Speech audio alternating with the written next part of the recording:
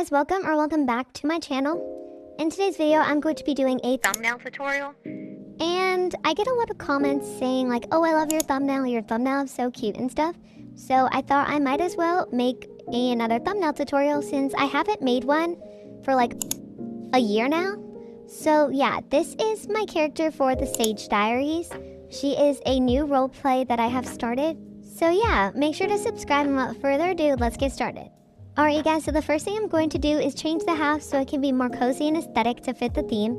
Also, I went and I bought the premium houses, so even though I just did a house hunting for my other series, I'm not using the house that I ended up picking, I'm using a different one. But you're going to go ahead and take a screenshot and crop out all of those like other things, and then just save it to your photos. Alright, your next step, I'm going to head over to the mountains. Normally I just take a screenshot where I am, but I decided why not make it easier for y'all and for myself. So you're gonna head over to a plain background area, go into poses. I always like to go into iconic because I think it looks cuter for the thumbnail rather than her just standing still. So I'll just like find the perfect opportunity, and I will not show her shoes. I'll show like half of her legs, and then I will crop it, but this time you can just crop it really small because we're erasing the background, and then save to your camera roll.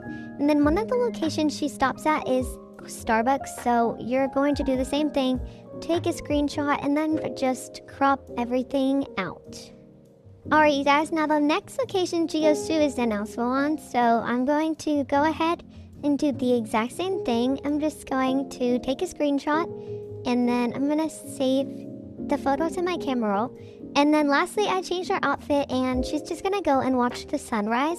So really quickly, I'm going to go in and I'm going to change the time so that it is sunrise. And then I'm going to go ahead and take a photo, screenshot, cut, and save. Alright, the first app that I'm going to go into is Ibis Paint X. I'm going to click on Import Picture, and when I'm there, I'm going to click on the background that I took, which is the house. That's what's going to be like my main background photo.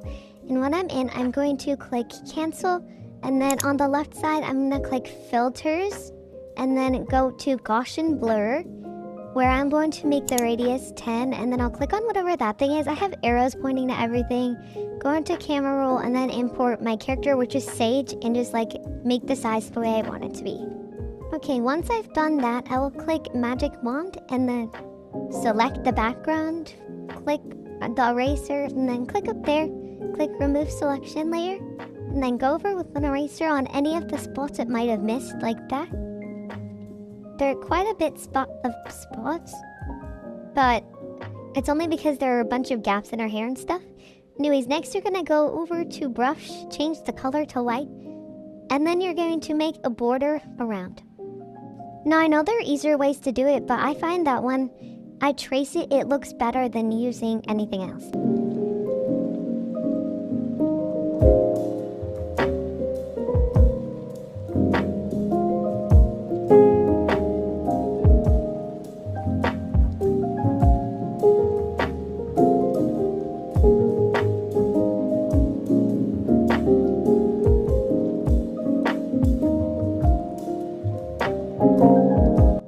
Alright you guys, I'm all done doing that. Now, what I can do is go ahead and save it to my camera roll. And then I'm gonna head on into Picsart. And this is where like the fun stuff and details begin. So the first thing that I do is I go into saved like recents, and I'll use this one. If y'all want to know what it's called, just comment it down below and I'll find the name for it. And then I erase it off of my character, and then I'll click Blend and hit Soft Light. Then I'll go and I'll do this like record thing. I'll also tell you all what it's called if you commented down below, but the rest I did show you how to find them. Just these two I forgot. Then I realized it wasn't the right size, so I made it 16 or something 9, and then I went into my camera roll and I inserted one of the images I searched or took a screenshot of. Then I changed the shape to a circle, and then I made the border 0, and then I just added go in and search up pearl border, and then you'll find this circle thing.